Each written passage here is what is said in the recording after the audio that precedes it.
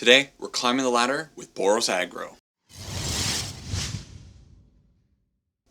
Alright, today's deck is a sweet one. It is Boros Aggro or Boros Convoke, whatever you want to call it. We're going to go super wide, we're going to pump up our team, and we're going to slam the opponent's face before they have a chance to react. If that's the kind of gameplay that appeals to you, like it appeals to me, you're going to love this one. Now, this deck is definitely growing in popularity on the ladder. You're going to run into it quite a bit, and I think if you decide to play it, you are going to have a lot of success, and you will climb to Mythic with this list, I believe.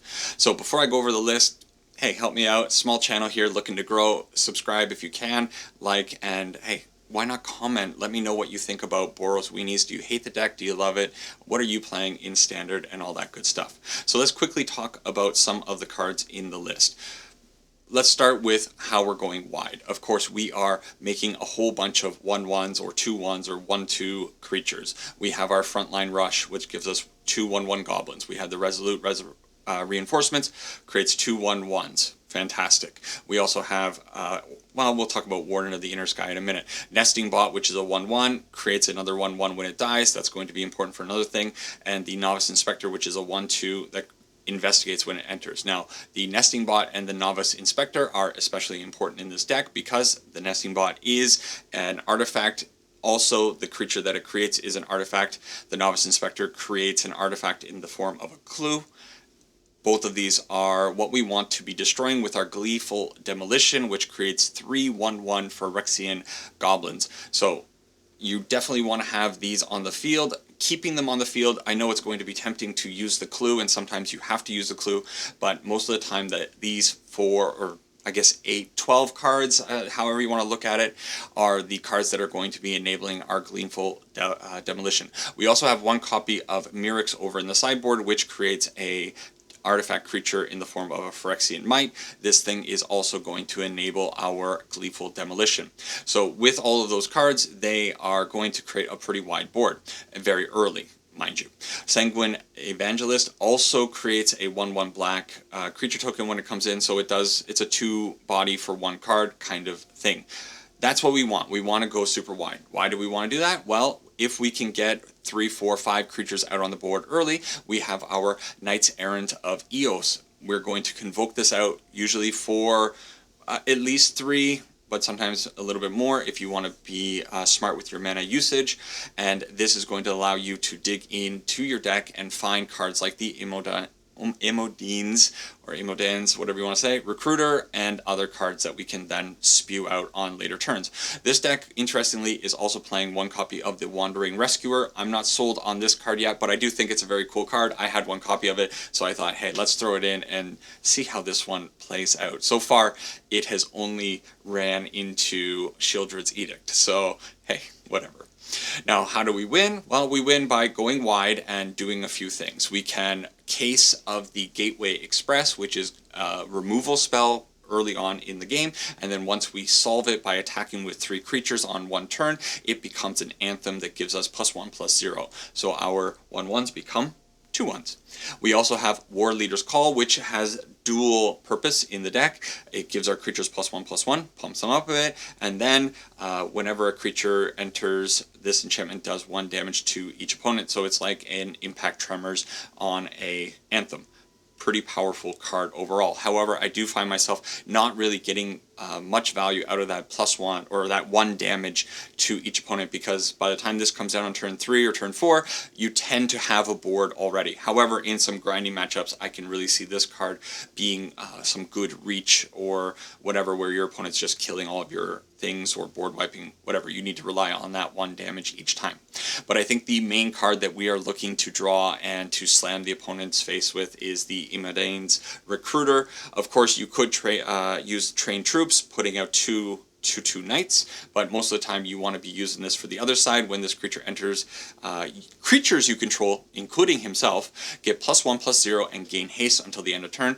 If you have a super wide board of, let's say, 6, 7, 8 creatures, and then you throw this out, it's not uncommon to just have a surprise lethal out of nowhere.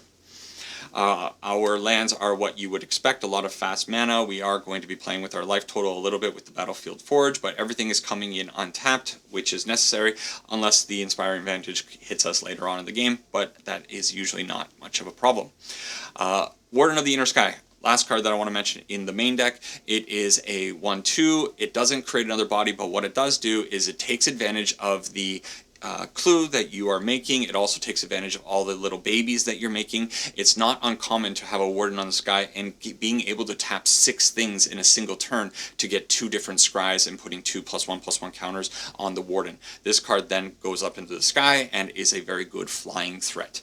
Overall, Warden is fantastic in this deck, and I would say it's kind of integral to the game plan because you need to be digging and finding those cards like the War Leader's Call or the Recruiter that will allow you to smash through. Sideboard is what you would expect. We have a little bit of removal and mostly enchantment removal in the form of Destroy Evil. We have our Graveyard Hate with the Rest in Peace. We have a little bit of removal for what I'm mostly bringing this in is for ninjas, the Dimir blue-black decks that are putting in some creatures and wanting to get Kaido onto the field. Invasion of Kabakan is going to come in because it's, well, going to be another Anthem at the beginning of your end step. Put a +1/+1 counter on each creature that attack this turn. In a way, an Anthem, but most importantly, I think this is for the second part. Creatures you control gain hexproof and indestructible until the end of turn. I'm going to be bringing this in, hoping to flip it into the Light Shield Array side against control matchups that are looking to wipe us out on turns 4 or 5. And then also Chandra Spark Hunter also for the control matchups.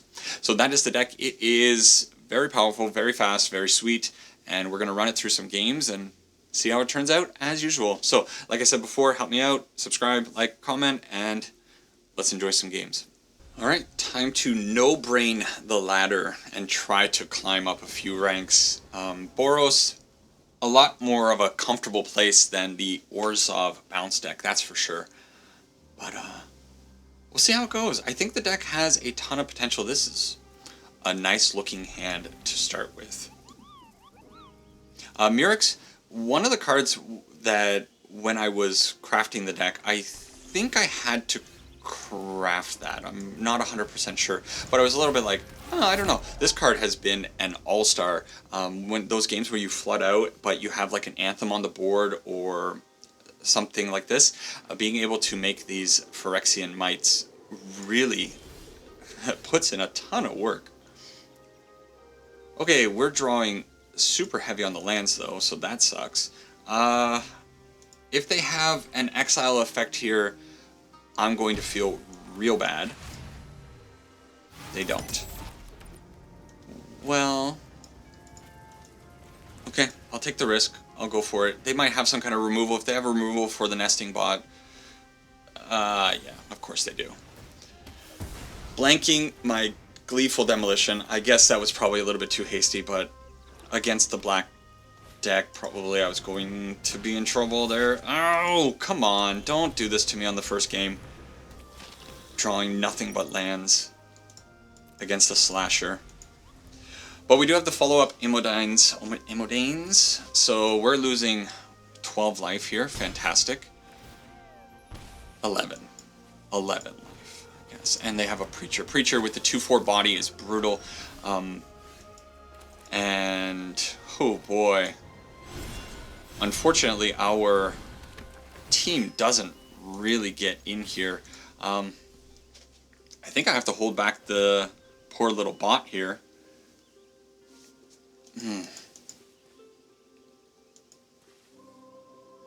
Yeah, that sucks.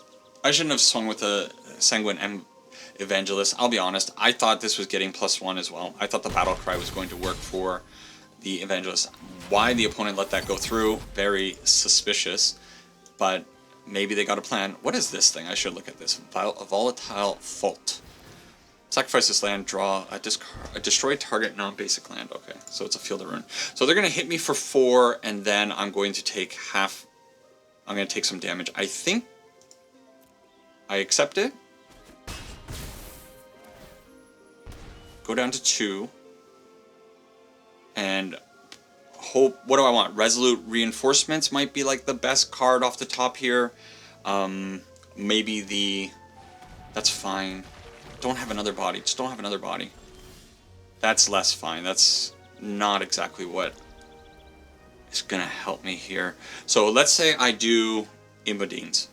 I pump up this, they can block. They're effectively at 9 life. And then I'm going to attack in with a 3-1, a 3-1, a 3-1, and a 4-2. So they're going to block here, they're going to block here.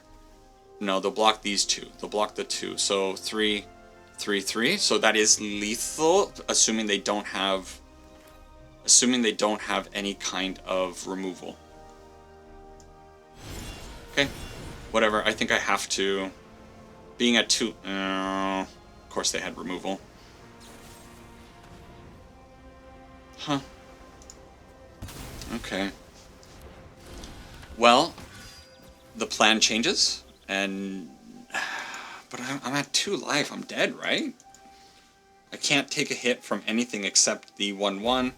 So if I cast out the Knights Errant, I'm going to be paying 5. I'm going to be leaving myself 1 body short, and it's over. Okay, bad start. I don't know what happened there. Maybe being too hasty on the Gleeful Demolition was bad. Honestly, these 2/3, 2/4 bodies, while I've been playing the deck, have been some of the biggest obstacles for me with this list. Of course, we are an attrition deck, so we're just going to try to slam through them. Honestly, we don't change anything either for black, I think. But yeah, those 2 creatures have really put a thorn in my side when I'm playing this deck. We do end up swinging in, and I think for the most part we do okay against the black. But whew, that one was a little tough. Okay, Case of the Getaway Express is a very good card in this matchup. It does allow us to deal with those pesky 2/3s and 2/4s. So the opponent doing a little bit of mulliganing. I think we will put out the Nesting Bot first, most of the time. If I peel a Gleeful Demolition on the following turn, I think I will take the risk, even though they might have a cut down for the Nesting Bot. But it is not a matter. So we tack in, we hold up the Resolute Reinforcements, and hopefully try to blank something with the... the bat is pretty good here. So they have to take the getaway, right? If they don't take the getaway, we are in really good shape for the next turn.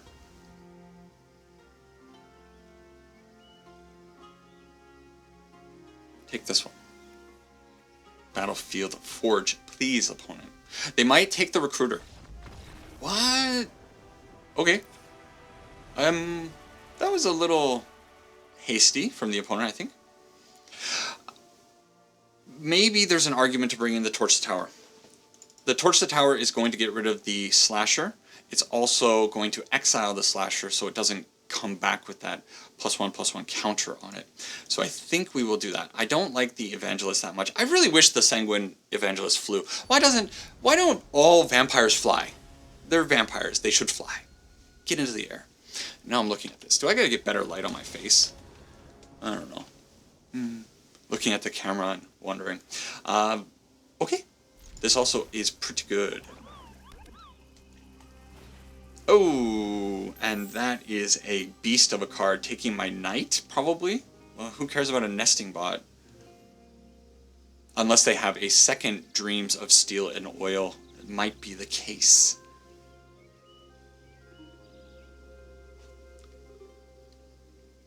Big decision. I think you take the Knight every time here, right? But they're looking at the Nesting Bot.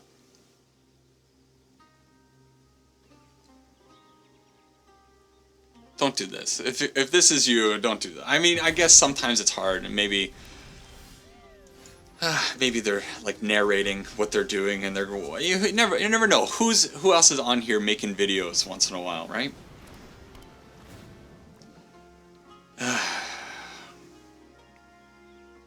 Man. This is rough. I guess it's Torch the Tower?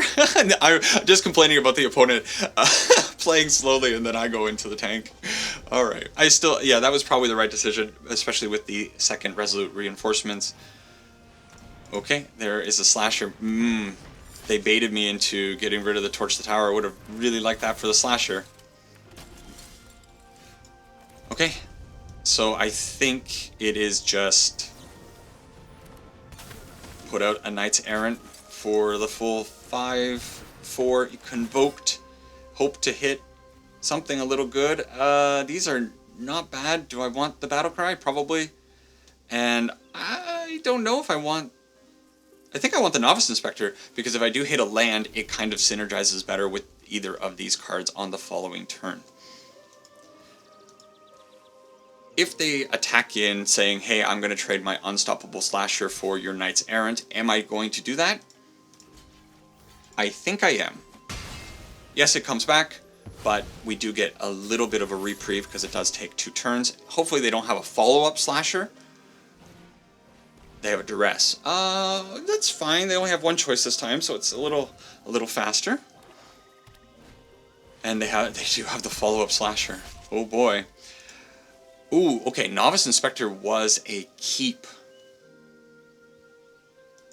But what do? Do I put out the Evangelist now? And, I mean, I don't... It's a little bit tricky, the position. I think it's probably just the Battle Cry. They're down to 1 card. I do have 1 more turn on the Slasher. I'm not going to attack this time because I want to be able to attack with, like, an Alpha Strike. And... even if I hit a land, it's still a little bit awkward because I don't have an enchantment or an artifact on the field to be able to sacrifice to the Gleeful Demolition. So now it's probably get rid of this and just use the Clue as a draw source. What is the pump up on this? At the beginning of each opponent's upkeep, that player, if that player has 1 or fewer cards in hand, they lose 2 life. The Rack? Is that what that card's called? I think it is. Might be what they're doing. Okay, I'm not too upset about them leveling up the Bandit's talents. We want to land a land off the top. Pretty good. We're swinging. Let's go. So we are notably taking damage, but let's force as much damage in. The Slasher is dying here. How much damage do we have? 1, 2, 3, 4, 5, 6, 7... 21 damage? Is that lethal? That's lethal. It's actually more, it's 22 damage, but they block the Imodane, and I believe that's 7 times 3, right? Oh, Scrub gameplay gets the win against Mono Black. Let's go. Okay. Shaky start. Again, as soon as you put on the camera and you start recording things, man, things do not play out the way you imagine them playing out. Every single time this happens to me, you do test games and you're like, yes, this deck is running really well, things are going nicely, and as soon as I start playing it, I start being a dum-dum and misplaying constantly. Anyways, we gotta win. We're gonna keep going. This deck is awesome. Right, messing around with my light sources here, trying to get a little bit more light on my face. I think I need to do that. Oh, Kidoki. I love, man, so Novice Inspector, if you don't know, is essentially one of my all-time favorite cards. And if you've seen videos before, you know who I'm talking about. The good old Thraben Inspector. And essentially, that's what this card is. It comes in, it's a 1/2. It makes a clue token to things on the field, and we can use my other favorite card, the Warden of the Inner Sky, a newer favorite card, to get a little bit of scry value going, trying to find our 3rd land. And we are against Prowess, and we missed... okay, well... Okay, I don't like doing this, but I think this is the best way to go about it. We're going to scry away another useless card and try to draw a land. Okay, we hit a land. So it was a little bit of a rough start, but hopefully the opponent stumbles ever so slightly. I don't know, Artist Talent, like, this is the VV deck, I guess, which I'm going to be sandbagging this to smack a VV, I believe. But I don't really know what threatening... They do have bounce, so I think loading up the Warden of the Inner Sky might not be the best thing, because I have to imagine their deck is probably playing into the Flood Maw.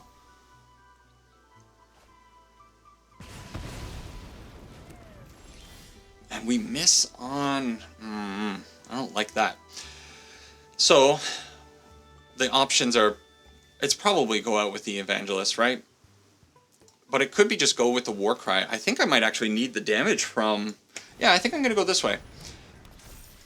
Against this opponent, I might be relying on those pings. Could be the case. And we do have a lot of pings that are coming in, especially if I can get 2 War Leaders calls out on the field, and hopefully they're just not that fast. Putting out a Jace is not the scariest thing. So, okay. And the Cauldron is a little bit scarier, because this is going to do weird stuff, especially if they end up finding the VV. What are they doing here? You may exile a non-land card with mana value 3 or less from your hand. If you do, it becomes plotted. They have plotted Geralf the Fleshwright. Whenever you cast a spell during your turn other than your first spell, that turn create a 2/2 blue and black zombie rogue creature token. Okay. They're doing weird stuff. Okay. Let's go after the Jace. I'm actually kind of... I don't know. Maybe I should have put the damage on the face, but I think that's the way I want to go. And I'm going to put out the second War Leader's Call, because if they're going to make a field of 2/2 zombies, then I need to get a whole bunch of pings in. I also think maybe next turn, Case of the Getaway Express might be in order. Wither Night Stories. The opponent is playing a ton... Winter Night Stories is playing a ton of cards that I have no idea what they are. Draw 3 cards, then discard 2 cards unless you discard a creature card. And it has Harmonize, which is kind of cool, which they did do. Ooh, okay. Note to roll up there. And here's the board. Oh, so this just keeps triggering, right? Whenever you cast a spell during your turn, other than the first, so it works on the second, third, fourth, fifth spells. Holy moly, the Fleshwright is insane. I gotta make sure I gotta know it. Until the end of your turn, whenever you cast a spell, copy it, you may choose new targets. Oh, okay. So, first things first.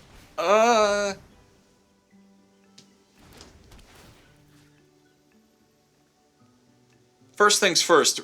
Resolute reinforcements.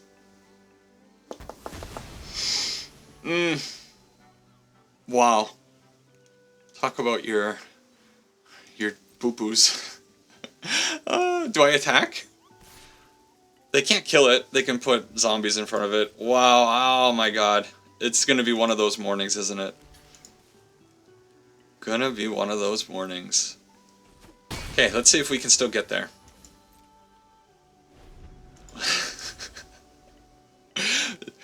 This thing is not supposed to be on the field right now. This thing is supposed to be long gone. Ah! Okay. Order matters? Order kinda matters.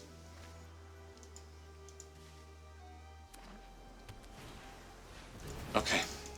Well, I think this turn could have been a lot scarier than it actually ended up being. Mind you, still terrifying. They are going to be putting 3 counters on something. So I think probably the Fleshwright is now well and truly out of reach of being able to be destroyed with anything. Man, what kind of scrub was that? Scrub play. They're going to exile another thing. Jace the Reawakened is pretty cool, but they don't do anything?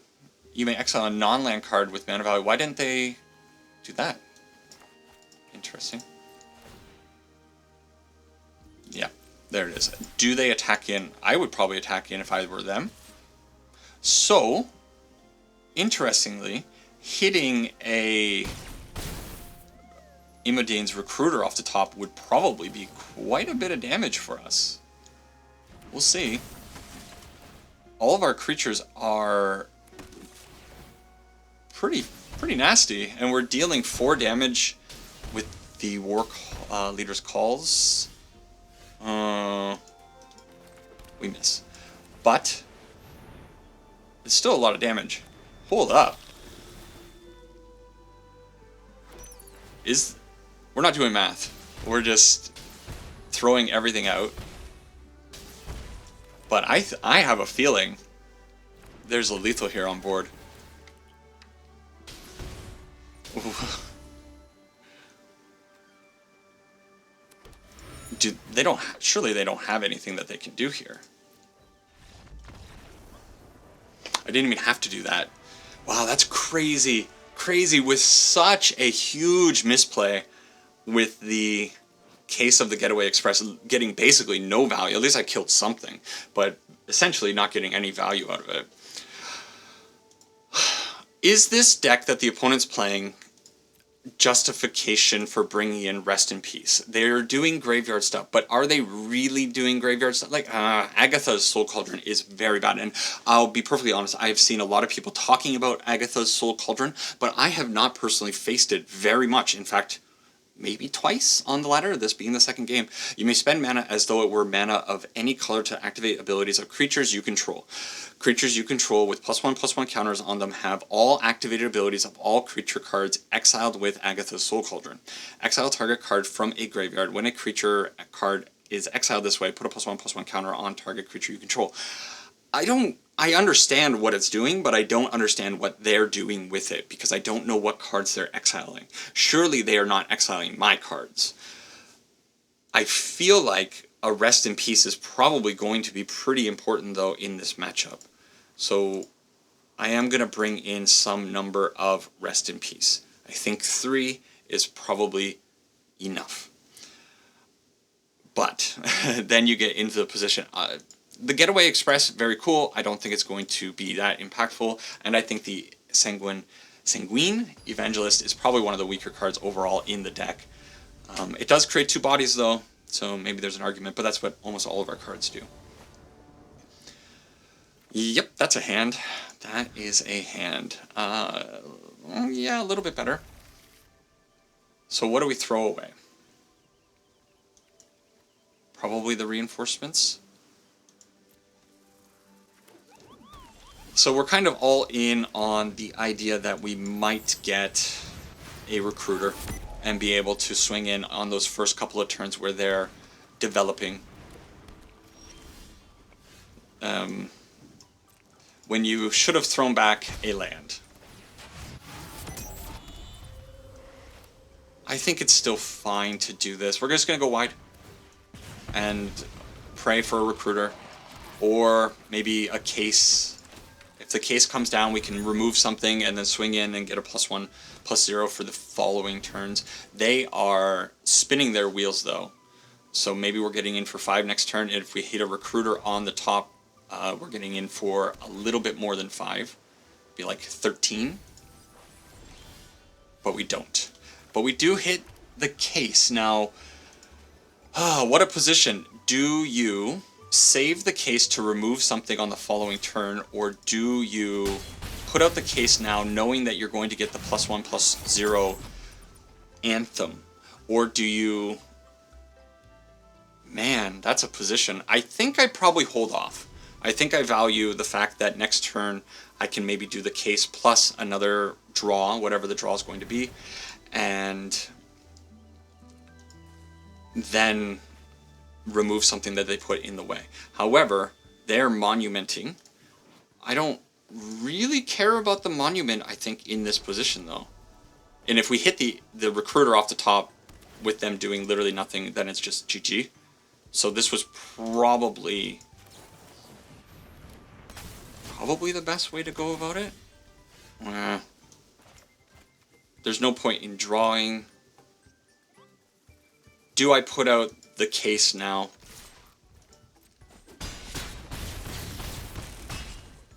I think I actually don't. I think I put out the Mirrex and maybe I make a Phyrexian token on the following turn, or I draw a card. They could wipe me and then I'm kind of stuck with nothing. I'm going to keep sandbagging this. I have lethal on board. They need to do something. That deals 3 damage to a creature. Okay. That's fine. They're going to maybe create a token and draw a card. I thought it triggered twice. There, okay, there's the second trigger. So this time, treasure? Yeah. So they have 3 mana. They drew a bunch of cards. They're going to be able to deal probably 2 damage to the Novice Inspector. Why not? 3 damage. Okay. Yep. And we're going to lose 3 life. So they get the full value out of the Monument. I like Monument a lot. I've actually looked at a few decks recently with this card, and I think it's just neat. I kind of want to try some discard strategies. Torch the tower, not a big deal. We don't have lethal anymore. So, do I want to go with the Mirrex, or do I want to go with the card draw to try to hit a Recruiter? It's probably the Recruiter play, right? What's another Mirrex going to do? Had I done that, though, had I looked forward a little bit, ooh, then I could have been in a better position. Okay. Yep. We'll try to get lethal a couple different ways. So we'll put out the War Leader's Call. If it goes through, okay, sure. I guess we didn't have lethal in a couple of different ways. I was thinking that I would have the... it doesn't matter. Again, this deck just puts so much pressure on your opponent early on that they... Any kind of starts that are like this, where they're putting out artist talents and just like building, like they did nothing, essentially, and there was just an open field. If they don't have a sweeper, you get a win. I think I got one more. I don't think I need to play 4, probably 3. So far 2-2. Let's lose a game. Next one. We are recording. Everything's good. I was messing around looking at some other things. Whoa. We go first. We gamble. We're gambling. We're yeah, we're gambling. Is it the Nesting Bot or the Novice Inspector? I actually don't know. I think the Nesting Bot is riskier. The Novice Inspector, they will have a harder time destroying that thing that I want to destroy for the artifact, but I'm going to be destroying both of them. So I don't think it matters. And maybe we got a rematch of our previous game. Now I kind of regret not putting out the Novice Inspector, because I think what I would have done is put out the Warden of the Inner Sky, knowing that I didn't hit a land and hit that one card. Had I 5-brained it, I could have seen that line, but I did not. Ooh, it's something a little... okay. Prowess featuring... No, this is just a Prowess card. What am I saying? What am I doing here? I think we are going out with the Warden, and we are making sure that we hit a land on the following turn. So we are going to be tapping, tap, tap, tap. I think, yeah, okay. And then we will Gleeful Demolition the last little fella here. And we may as well do this. Okay, we know what we want on top. This is going to be a pretty good swing on the following turn. I could, depending on how they handle things here. Ooh,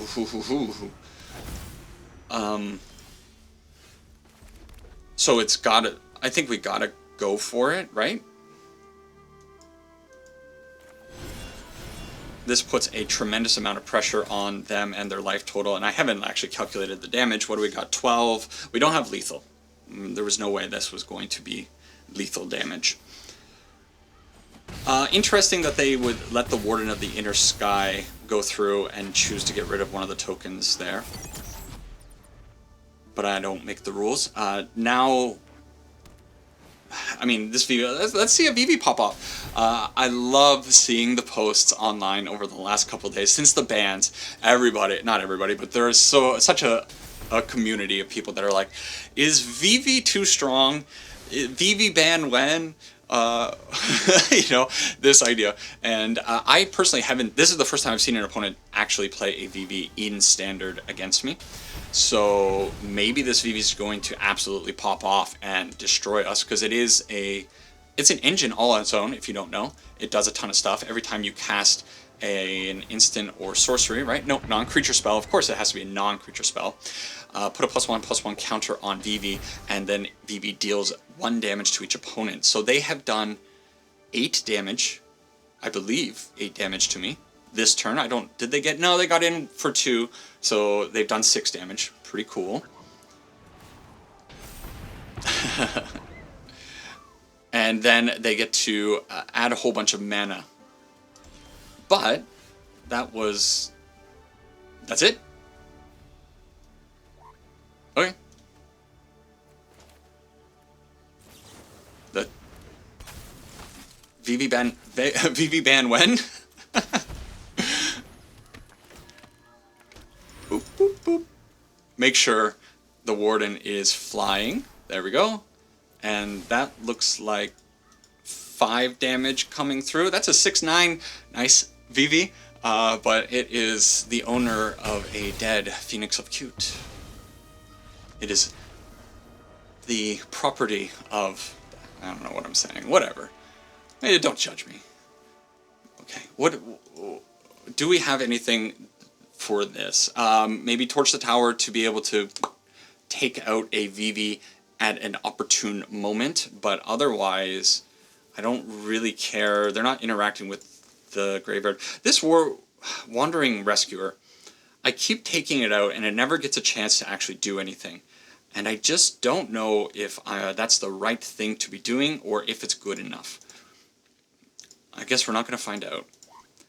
Wait, Torch Towers, come in, and let's see if Phoenix of Cute can do something cuter with that Vivi. It is a cool card. It probably does some busted things, but I haven't been on the receiving end quite enough to be able to be annoyed by Vivi yet. Give it time. I'm sure it's coming. One quick little thing about this. Bargain for this one, you may sacrifice an artifact, enchantment, or token. Sacrificing the nesting bot or some of the tokens in an emergency situation where you need to get... let's go out with this. Where you need to get that extra point of damage on something could end up being quite important. The opponent murdering my Novice Inspector, which I'm kind of fine with. They have Torch the Tower, so that not going on the nesting bot to exile the nesting bot is pretty awesome. We find both of our sideboard cards, so I think my only course of action here is to try to... Yes! Okay. I was really worried that they would have some kind of interaction for the nesting bot and be able to destroy that before the Warden is able to utilize it. If they have a Vivi here, we are murdering it. What is that thing? Oh no. Okay, that's cool. We should read it. Have I seen this before? When you unlock this door, this room deals damage equal to the number bad draws of cards in your hand to target creature. Sure, you have no maximum hand size. And draw a card. So we've drawn absolutely horrendously. We do have a full house. That's kind of cool. And why not? Yeah, I'm happy going Otter for a nesting bot. This game, when you look at what you have in your hand here, it's kind of like, oh yeah, maybe this game was not meant to be. However, we do get to bargain. We do get to murder the Vivi, and we get a servo as a result of that. We need to hit lands. So a land next turn, let's say they put out another Vivi. A land next turn allows us to go Novice Inspector plus Case of the Getaway Express to murder that Vivi. And if we can keep the opponent off the Vivis, we could be in good shape. Boy, oh boy. I could just... I don't like putting out the Getaway for no value. I feel like they're going to have plenty of creatures that are going to be at 2-3 life that I will be able to get value out of that first trigger. So, yes, I could put it on the field and then try to solve it. I think if I had 3 creatures on the field, I would have done that. But having only 2 attackers, it's not going to solve the case. So, really, what's the point? Yeah, let's do that. Maybe that was wrong. But let's get rid of the Ral. Keep them off balance as much as we can, and then we have follow-up Case of the Getaways, and we now have the War Leader's Call on the field that's going to be doing quite a bit of work overall. And if they're just doing the Steam Sauna... Okay, whoa.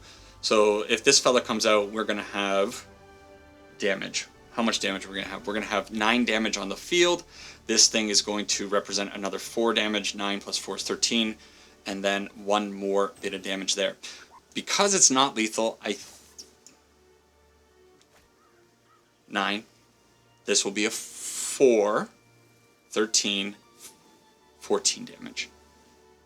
It's not lethal, so I think it's probably Case of the Getaway Express. No target for it, but we do flip it this time. And now we have 2 Anthems on the field. Barring a disaster, I think maybe it's going to be okay. Maybe we claw our way back out of this, like, really poor draw. They are, like, that unlock, I don't know about that one. You have no max hand size at the beginning of your end step, draw a card. Sure.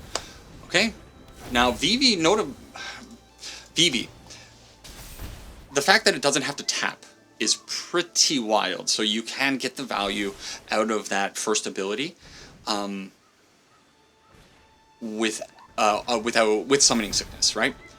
Maybe that is one of like the calls for like this card is this is bad, this is too broken kind of thing. Can they only do it on their turn? Yes. Okay, well, the Vivi is actually out of range now. So what do I do? Perhaps last turn it should have been the other way. We can still attack in with it. Like this is not worse now.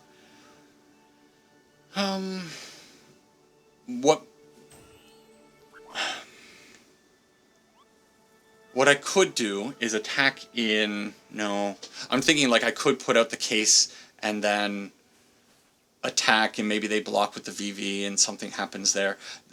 Really awkward that I didn't hit a land. If I hit a land here, this turn would have been so much different because I would have just probably reinforcements plus this, and then they would have been in a worse position. But I have literally no idea what I need to do here. If I pass the turn, I'm dead, right? I don't know. Do I throw away a creature here? This feels so bad, but it also flips. It's getting a little bit of damage in. It's going to get 5 damage in. It's going to flip this thing again. It's going to solve it, whatever you want to say.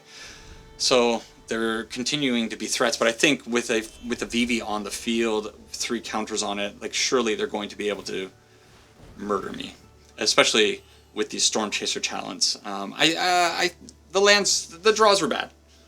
Our deck didn't function. However, if they don't kill us, it's possible that the War Leader's Call could end up chipping in enough damage. They do have the option to torch something, and they could sacrifice one of the Storm Chasers. Yeah. Not a big deal. Fine. If they get greedy and they just swing in, maybe they're going to swing with the VV. And hold the Swift Spear back. And if they swing with the VV, it's... okay.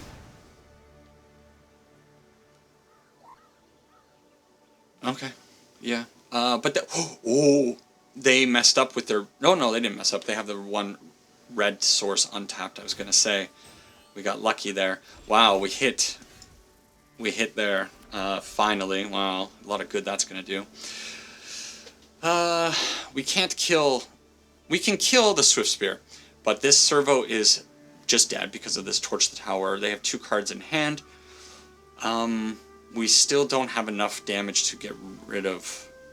Man, other than the Swift Spear. I don't like this, but I think this is probably the best course of action to at least get the Swift Spear off the field. and it does a little bit of damage, and it also sets me up for an Imidane's Recruiter next turn. If we don't die this turn, we draw maybe a 1 CMC card. That plus the Recruiter is going to be pretty powerful. Okay. As expected. Oh no, I didn't bargain. No. Oh, I forgot that it has prowess. I'm so dumb. Okay. I only used 10% of my brain. Yeah. So they're getting a whole bunch of creatures now. No, this is cool. This is cool. They held off. I don't know if was there a line somewhere that I could have done. It's possible the turn that I put out the War Leader's Call, had I put out the case instead of the War Leader's Call, that might have been the turn that would have allowed me to get a little bit more damage in. I don't know. But I have to assume that they have enough damage now. They don't, and we draw nothing. Well, let's go see what's underneath this clue. It's another land. That was probably the turn where I needed to do the train the troops. Yeah, we're all over the place right now. And they're drawing extra cards per turn. They're finally getting value out of the sauna. So, yep. If you stuck around with me to this point, I'm sorry. Don't worry. This is only game 2. We'll get them in game 3. We'll play better. We'll play better. Promise. The unable to scream is kind of like a buff, actually. It's a little interesting. I wonder what they're holding in their hand. Surely, like, they have 20 mana. Surely they could do something that kills me here. Is it that they're just holding up some kind of, like, they're just holding up counter magic? Did they bring counter magic in for this matchup? Spell Pierce? It's a Spell Pierce! Okay, that's cool. Let's go to game 3, and let's play a little bit better. I think... I don't know. There might have been a chance. There might have been a chance. No. I think it's fine the way it is. Okay. Let's get them. Let's get them. Vivi, showing power. However, like that was cool though, but like I did nothing, and the Vivi wasn't that powerful in the end there. I don't think. So yeah, Vivi strong, but that strong? I don't know. I wasn't. I'm impressed. Vivi's awesome. Don't get me wrong, but like the people that I see online, and again, I shouldn't be people online. They're always running their mouths, but I don't think it was that damning. This sucks. It would be nice if we could get some value out of either of these cards, but we are just kind of throwing them on the field. The Sanguine Evangelist might help me get to the Warden, but it's kind of looking like they're going to kill it. Yep. So now we're kind of playing for a turn 4 Knight Errant, I suppose. And we're drawing not the best. But this thing can do some crazy stuff. But yeah, a bit of a slow start. Now's our chance for removal. Missed the removal.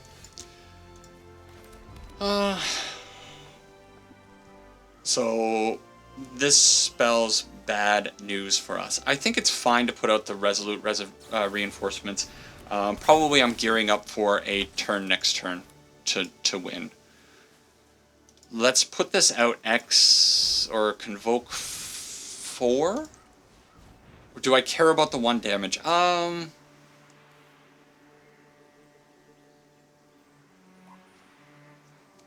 don't care about the 1 damage. If I hit a 2 CMC thing, I can put it out right now. I do not. But, hey, it was smart to put it out for the full 5, because then you can go find a second Knights Errant. And the Recruiter is going to be vital, possibly at some point in this matchup.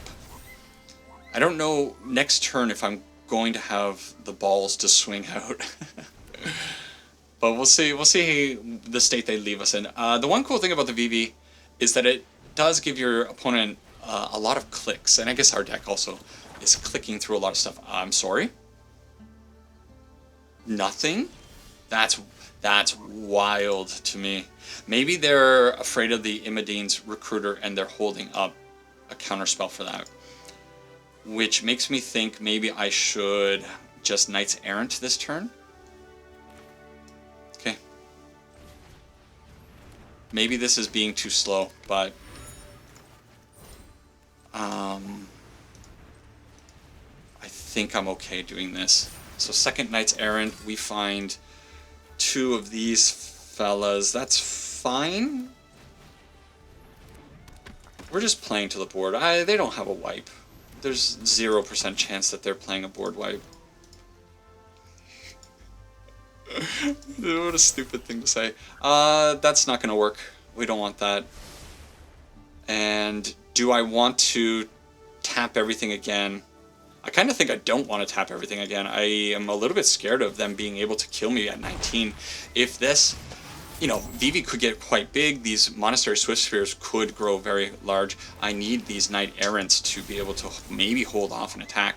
Plus, they're going to do so much chip damage with the VV. So this is kind of the turn. If they find what they're looking for, if they find enough damage, it's over, I think. Otherwise, the Recruiter can come down next turn, barring a not spell pierce, but a counterspell. What counterspell would they be running that I would have to watch out for? I think they're mostly going to be playing conditional counterspells in this Is It list. Maybe they're going to Boiler Room. Okay, so they have 4 mana, they return that to their hand, and they play out the Roaring Furnace. Now they have just 2 mana left. They have used their VV. And they hit the bird? the bat? Is this the opponent saying GG? Wow. They know about the Recruiter. Right? They know what the Recruiter does, don't they? I'm not even sure I needed it. Huh. I wonder if I had lethal at some other point with the battle cry for this Sanguine Evangelist. I'm going to have to look back at that. I definitely forgot that the Evangelist does have the battle cry, and it's possible that we could have swung at some point when I was tapping all my stuff for Convoke. But anyways, that's cool. Let's talk about it a little bit more.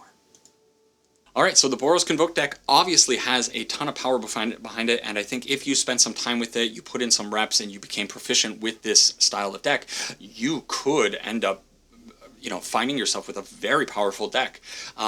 In my case, I picked up this deck yesterday. I played Convoke decks in the past, but it's been years since I played one, and something like this is a little new to me. I actually didn't know that Imodane's Recruiter existed until yesterday, and this card is bonkers. This card, it's just nuts. I can't believe it exists. The deck is not as brain dead as some people might look at this deck and say, oh, just put out your cards and slam.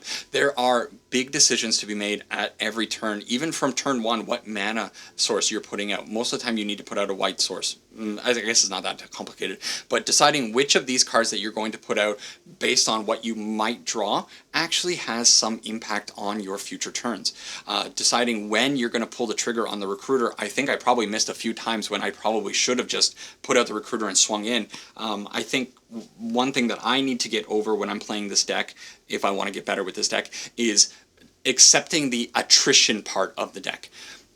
When your opponent puts out a 2-3 or 2-4, they have some kind of blocker, some big VV, sometimes you just got to run a Goblin or a poor Warden of the Inner Sky into that Goblin to go around it and chip damage in on the face. And I think that's a really hard thing for me to break. I want to be able to swing in with advantage where I'm not losing creatures or I'm not giving away my creatures. But that's what this deck is. This deck is all about sacrificing your creatures to be able to do that 20 points of damage as quickly as you possibly can.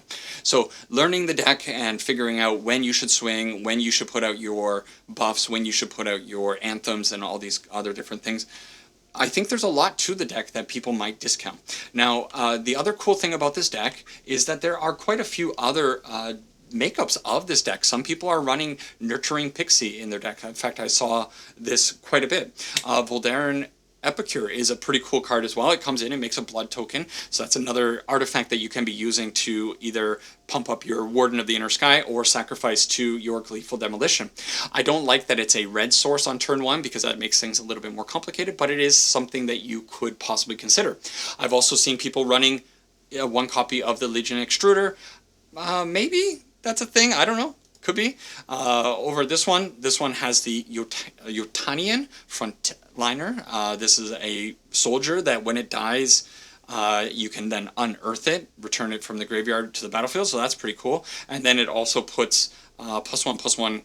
Sorry, it doesn't put a counter on it. It gives +1/+1 to a creature that is attacking. So a little bit of extra damage on turn 3, possibly, if you're attacking with 2 creatures at that time. This one is playing the War Leader's Call, but notably, the other 2 are not playing the War Leader's Call. So some people like this card, but some people don't. Personally, I think it's done quite a bit for me. I like it a lot, and I think it looks cool. So, hey, art buff. And then over here, we're playing Tokasia's Welcome. Why not? So, as you can see, like, the core of the deck is the same. Everybody's playing your Knights of Eos, your Recruiters, of course. You're probably going to be playing Inner Sky and the Novice Inspector. Hey, Skrelv, why not? But then there's these like little tweaks that people have made to this deck to make it more suitable for themselves or to the meta. So I think there is a lot of room to experiment with this deck. Obviously playing the Wandering Rescuer here. We never got to see it. I don't know if I will ever get to see it because I think it's kind of cute. It's a Convoke card and it also looks kind of cool, but does it really have a spot in this deck? It is, after all, just a 3/4 double striker. It's not going to get past the opponent's 1/1s. It gives your tapped creatures hexproof, which is kind of cool because you are tapping stuff down for the Convoke and you are swinging in. I don't know. I think the where I really get hung up on this card is that double white. Sometimes you have red goblins on the field, and that doesn't really work. So, in the end, cool deck. Expensive-ish deck. I think if you want to make it as optimal as you can, you're kind of going to be in for quite a few rares. Mind you, the deck does run a good number of commons and uncommons, so that is a bit of a boon for the deck, but you don't really need that.